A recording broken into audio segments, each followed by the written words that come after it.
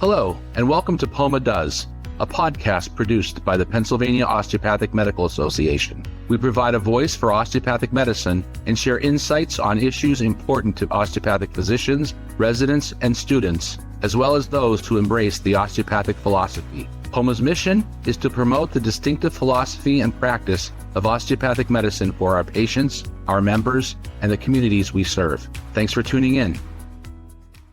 Hello, and welcome to the latest episode of POMA Does podcast series. This is sponsored by the Pennsylvania Osteopathic Medical Association. I'm Dr. Angelo Rattini, and I'm here with Dr. Melinda Rattini. We're graduates of the West Virginia School of Osteopathic Medicine, and we're both board certified in family medicine and have added certification in geriatrics. Today, in honor of Valentine's Day, we thought we'd have a little talk with other couples in medicine about how things go with couples. And I'd like, if you wouldn't mind, just go around and introduce yourselves and say a little bit about yourselves for tonight. Sam and Joe, you're welcome to start if you like. All right. My name's Joe Moran. I'm an internist, pulmonologist, and critical care doctor. Graduated from PCOM in 2017. And I met my wife, Sam, at PCOM in our first year. And I'm Sam Flanagan. I am married to my husband, Joe. We did meet at PCOM, and I am a family medicine trained physician, and I practice full-time obesity medicine now. And Mira? My name is Mira Shah. I graduated from PCOM in 2007. I started in 2002, met my husband at orientation, and we became friends soon after and married during my fourth year. He had graduated. I stayed on and did the MBA program, did family medicine residence and a fellowship in geriatrics, and I'm part of Abington Family Medicine residency faculty, teaching osteopathy and geriatrics. Very good. And Rajul? Yeah, hi everyone. Excited to be here. I'm Rajul Patel, Mira's husband. I graduated PCOM in 2006, and that's where Mira and I met, as she mentioned. I did my residency at PCOM as well in internal medicine, followed by a cardiology fellowship at Deborah Heart and Lung Center. And since then, I've been working at St. Luke's Health Network in Allentown. Very good. We met during our first year in medical school and got married on spring break, our sophomore year in medical school. So we're both from Pennsylvania. I was from the Philadelphia area and just from the Pittsburgh area. So it's kind of funny that we met in West Virginia. But yeah.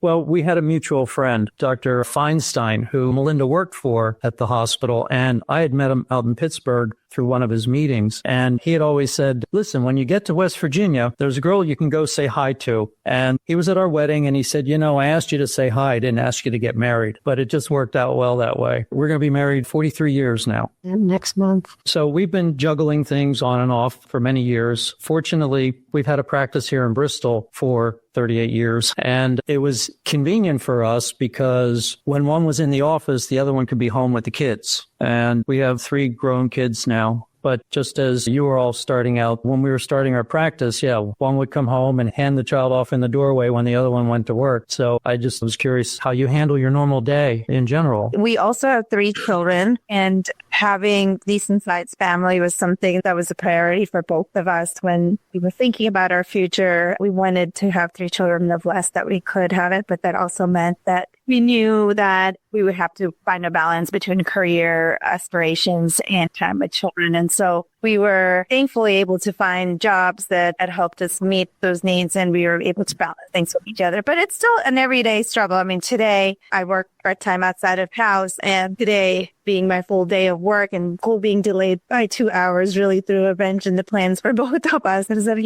how do we figure this out? And, I did have 2-hour delay from work. How did we figure out the kids getting off to the bus at the right time? And we just helped our 9-year-old remember to close the garage when he left at 9:50. But communication and patience and understanding, but just kind of being able to talk through plans and potential whatever hiccups. And can you leave a little bit early today? And, can you reschedule one of your patients to a lunch spot so you can come home, every day, every week, playing around and juggling the pieces. Now it works out as long as copying with each other. I agree. It does take a lot of good communication because there is a lot of scheduling logistics that go into your normal day to day. And Sam and Joe, this is your first, you said? It is. So we're going to get some good advice from everyone on how to juggle things, but we're in the process of coordinating and figuring out how we're going to handle childcare when I go back to work after my leave. But part of that was me taking a job a little bit closer to home than where I was working before. So I now have about a 15-minute commute and I work at Temple University, and part of my job is not all clinical, which is nice. So I'm able to do some of my responsibilities from home at times. I do telemedicine on Fridays, which gives me a little bit more flexibility too, especially with Joe being in the ICU some weeks and things like that. And so we're hoping it'll all work out with the help of a nanny in the future. That's our plan, but I'm sure there'll be lots of road bumps and hiccups on the way. We have a lot of ideas on how this will work, but all those will probably last like a week and we'll have to reassess everything. But, I think we're ready for it. And, this will be the biggest challenge, I think, as far as balancing a schedule. But we have been together for residency, fellowship, and through all those challenges too, this will just be a slightly bigger one. And like everybody here tonight, you've had to juggle things during the residency and clinical rotations and things like that. We always talk about how we spent our third and fourth years living out of our car because West Virginia didn't have a hospital at that time. So they kind of farmed us out all over the East Coast. So we spent a couple months in Atlanta, a couple months in New Jersey, a couple months in central Pennsylvania. So we got around a little bit. So yeah, you learned to juggle things and learn to go with the flow that way. Have there been any real hiccups that you said, wow, this is something we have to figure out? Not really, but I think one of the challenging things was when we had been dating for, I guess, 3 years by the time the match was coming around. And so, we liked each other, I think. So at that point, we were like, I think this is going to be a very long-term thing. So we kind of had to decide, some of the programs I liked weren't necessarily near or super close to some of the programs that Sam liked. And so we had to kind of compromise, think about ways where, we would be able to both do the best things for us as far as the best training we thought we could get, but also stay together. And so we ended up kind of living in the middle of our two residency programs and each having maybe a longer than ideal commute for what a resident would want. But it really worked out pretty well. But, that was a time where we really had to think about the future. And, it was the first time I had to consider someone else's best interests in addition to my own. Kind of the first time I was making a decision based just on me, so that was a good experience. What happened with us was that it was back in the day and we could not be assured of having rotations in the same hemisphere if we weren't married. So that's essentially, we got married on spring break sophomore year on a Tuesday, honeymooned in DC for like 3 days and went back to school and,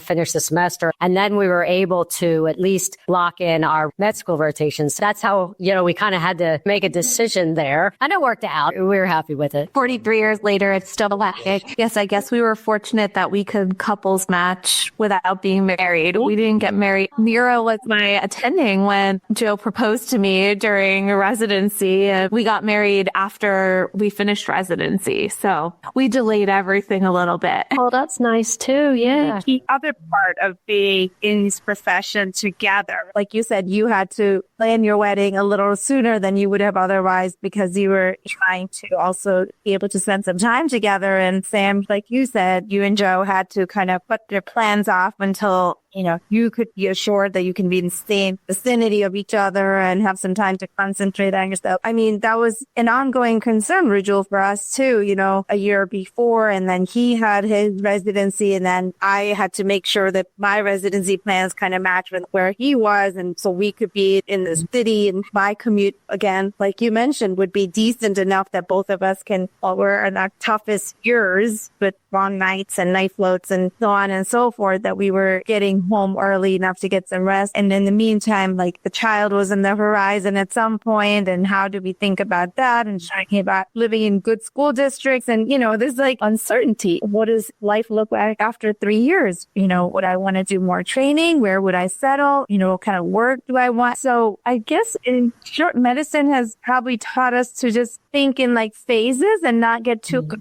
up on what the future might look like. Just you can plan for the next 2 to 3 years. And then as you move forward, maybe the path will become clearer. In medicine, we have layers, right? We have so many layers between the rotations that we're going to do and where we're going to match for residency and internship and then fellowship after that. And then where are we going to work? So it's very tricky trying to figure out those layers that you kind of do have to think a little bit long term in that if this is where I'm going to end up for fellowship, is that where I'm going to end up, finding a job? And so I remember like for us in the beginning, because I was a year ahead, I had my residency at Chestnut Hill in Roxborough in Philadelphia. And I remember Christiana, right in Delaware, was heavily recruiting Mira for family medicine. And she liked Christiana. She also liked Abington. And I remember that our talk about, well, Christiana's in Delaware. And, what if I'm in Philadelphia? That gets a little tricky with the So think about all those different factors and then kind of where we're going to end up. And then the same issue, like when I graduated fellowship and ended up in Allentown, it's like, oh, do we move to Allentown or do we find some place in the middle? Or, do I forget Allentown and find some place closer to Philly? So yeah, the relocation challenges are definitely there for new physicians. Yeah, it does take a little bit of juggling and some thought. And when we were finishing our residency, it was time we were saying, well, do we stay in Bucks County? Do we move back to Pittsburgh where my family is? And we were actually putting dots on the map of Bucks County as to where would be good places to practice if we decided to stay in the area. And fortunately, a local family whose father was a family doctor in Bristol for 40 or 50 years had died a couple of years just before we finished our residency. And he had his office in the back of their house. It was 3 rooms, just a small little family practice. And they called us and said, would you like to rent our space for us? And by the way, you can use whatever's in there. We didn't really plan on opening in Bristol, but it was a great way to get started. It was inexpensive to get started as far as practices go. They gave us the charts, which were all on 4x6 cards. The whole family would be on one card. Yeah, it was unique, but it was the way it was back then. Yeah.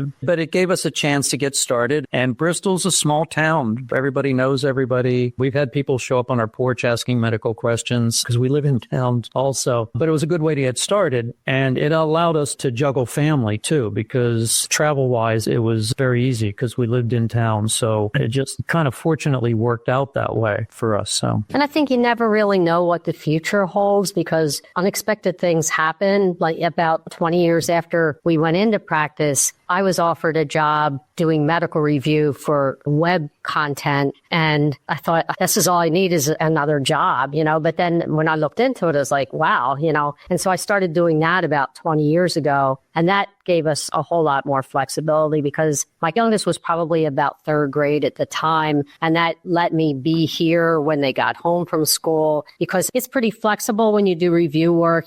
Sometimes there's deadlines and a lot of times you'd work at night, but you could be here, which just made life so much easier. In the beginning, I never would have seen that coming. Right now, I'm with WebMD. I'm one of their 3 reviewers and the others are in Atlanta, but they don't mind me being remote. So I think you never know what the future is going to hold. And you just have to be open for it and say, okay, I'll try this. And, a lot of times things work out that you didn't expect. Time at home to work. That's great. Like, I believe your schedules kind of give you a little bit of that as well. So that's very convenient to be able to do that. But for other couples out there, do you have any words of wisdom that you'd like to expand on? Because it seems like there are quite a few couples in medicine now. There weren't many when we started. Well, there weren't any women when we started. So. Anybody have any thoughts along those lines? When I started med school, I was always told like, oh, you don't want to date, another physician, 2-physician households don't work. It's too stressful and the schedules and everything. So I was like, okay, I'll try not to meet another physician. So that was my thought. That didn't work. Oh, it didn't work. And I'm glad it didn't. It's the right answer. Sounds more of it was a challenge. But really, I think that was bad advice. I can't really imagine any other way. Like when I talk to my friends or even like my parents, people who aren't in medicine about like challenge that I had that day or a procedure that I did or something, they often look at me like I have like 3 heads, like they have no idea, what the world of medicine is like and what my job is like. Your spouse knows exactly what you're talking about and exactly what you mean when you say you had a bad day for this reason. I think that's really valuable. So I guess to all the med students starting school, I would say, try to find your spouse. Yeah. No, I totally agree. Like we're not in a job where it is understandable to most people out there. I mean, and sometimes Black humor. I mean, things you just can't get away with, somebody who's not in medicine, it's definitely, it's a whole different way of life. And I totally agree. I think it adds stability rather than takes it away. The kids grew up with some very interesting conversations around the table. My son, we were having a family dinner, and my sister-in-law, who's not medical, was sitting down. She comes up to her, and we had a stack of them, and he goes up to my sister-in-law and he says, read those magazines over there. Don't read those. They have icky inside body part pictures. It must have been like a surgical thing or something. Sometimes I think you have to kind of be aware of maybe what is laying around or what you are talking about, because none of our three went into medicine. We're all in other parts of the galaxy as far as jobs. But just having somebody you can share that with is really is very helpful. And it's nice when the service calls, you don't have to rush and get it. One of you will get it. Right. Or can you handle this? I'm a little busy right now. So it kind of works out well that way. But any particular stories in general? I was going to say, I remember when Rajul was in residency and I was finishing up my 4th year of medical school and internship. That was a time before night float. So he was on call either Q3 or Q4, so it seemed like I would only see him, maybe twice a week, because either he's home sleeping or he's at work at night. And that was really tough on, being married, few months out and missing him. And I remember thinking to myself, I understand that this is the demand of the job, and because I am in medicine. And I remember thinking back, if I wasn't in medicine, this would be really difficult to assess. How is it that I'm married to this person and only seeing him twice a week? Even then, he can't be fully present because boss and, worrying already about going into work at 5:00 the next morning. And so I think in that sense, and in what Joe and Sam were talking about, just knowing what that other person's going through and understanding what you're going through, faith that your partner understands what you're going through, really allowed us to hold on to each other when times were tough, right? And it is tough. And every marriage in itself comes with its own challenges. But I think the added stress of, practicing medicine is definitely a whole other factor thrown in there. Doing it together allowed us to understand each other and give each other that, extend each other that courtesy. I know what you're going through. I'll be there. And it's a matter of time. And I think that's helped us a lot. And if anything, Sam, I can just say those night calls on pediatrics and service nights, staying up with the baby overnight is a breeze.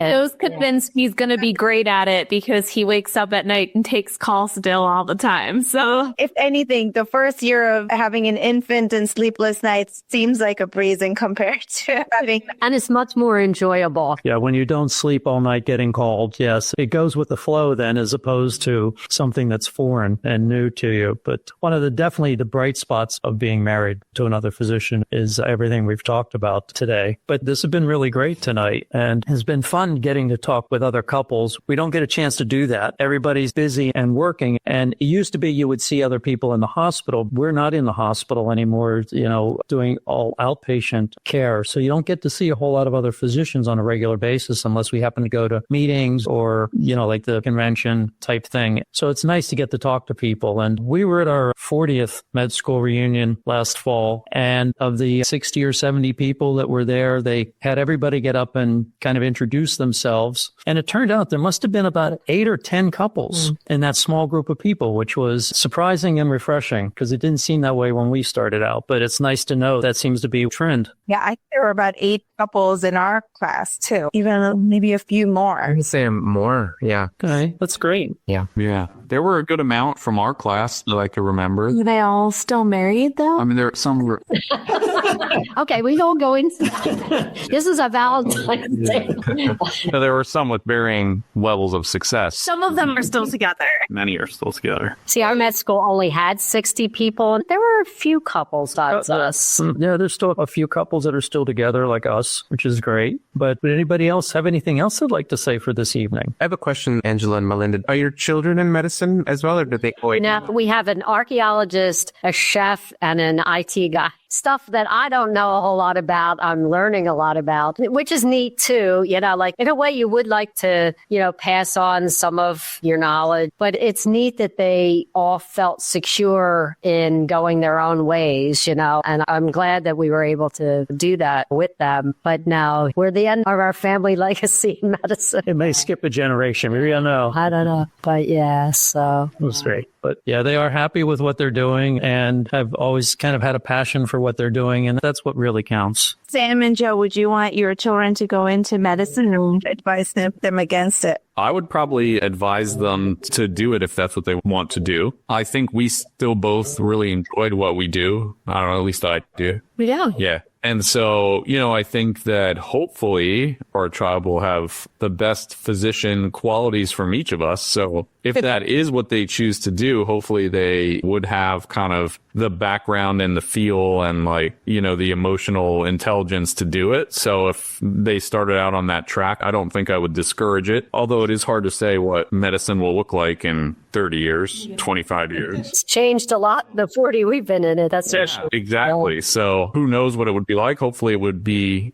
change for the better. But yeah, if they wanted to do it, I would support it for all of med school. But Joel, or you kids have an interest in medicine, or do they have interests that are developed yet that you can see? Or Our kids are still young. Our daughter's 14, and then we have two sons, 12 and 9. And I think our daughters expressed some interest in it. Maybe our son as well, but he's kind of a little bit back and forth between engineering and medicine. So they're still a little bit young. Yeah. They've got time. They've got a lot of time. Yeah. Of me that wishes that they would maybe think about it, but I also know that there's such amazing potential fields out there that I feel that being in medicine, this is maybe just the one thing I'm very good at. And I've not had time to develop any of the other skill sets. It'd be really nice to see what they're able to pursue, like you mentioned, Melinda, with your children. And just, it's really neat for them to be exploring their own potential and their own skill sets. So we'll see what the future holds. I'm sure it'll be good. Yeah, because they get a chance to explore things and see what really interests them. And that's how our kids really developed. Our son, who's in IT, used to cheat on the timer on the computer so that he would get more time than the other kids when they were little. Our other son, who's the chef, we have pictures of him standing on a chair at the kitchen counter when he was 4 cooking,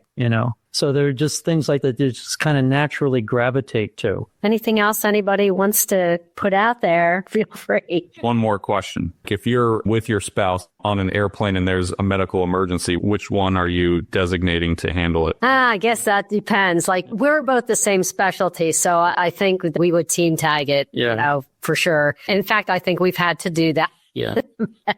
Yeah. So I think it's whatever you think that person in need needs the most, It's nice to be both there because it definitely takes the stress off. And to have that moral support's really helpful. Yeah. I mean, we bounce things off of each other all the time, ask about how you treat somebody or, talking about different cases and things. So it's really a comfort to have that sounding board, when you're not sure what you really want to do. So I don't think it really matters the specialty because sometimes just talking it out, you come up with other ideas as to how to take care of somebody. And then you have somebody to decompress with afterwards. It's like, wow, do you believe that? Yeah. Hopefully that doesn't happen to you. No, it almost happens to everybody. At least this kind of thing hasn't happened to us, but I think for us, Mira would probably be the one to recognize the emergency and then volunteer me to. I think that'd be supporting me all the way. I guess that comes along with the whole cardiology job. Right. Usually these things do kind of go towards the critical care areas. But yeah, I think Sam would probably recognize it first, volunteer me, but patients should probably want Sam, honestly. We've never had happen when we're together, like a medical emergency. I've never had it happen in general. I had it once on a train, but the person was hypoglycemic, and by the time I got there, they were awake and alert, and everything was fine.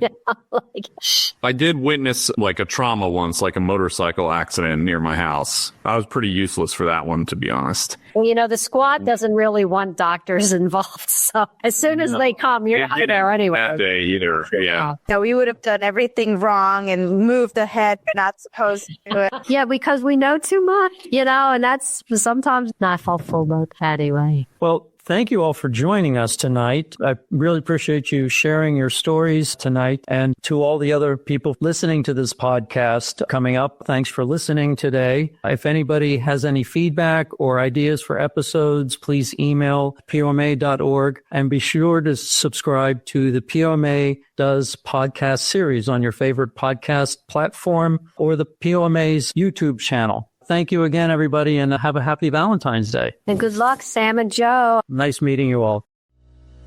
Thank you for joining us for this edition of POMA Does. Be sure to subscribe to POMA Does wherever you listen to your podcasts and tell your friends and colleagues to tune in. Learn more about osteopathic medicine and POMA on our webpage, www.poma.org, and join the conversation on social media. We're on Facebook, Instagram, LinkedIn, Twitter, and YouTube.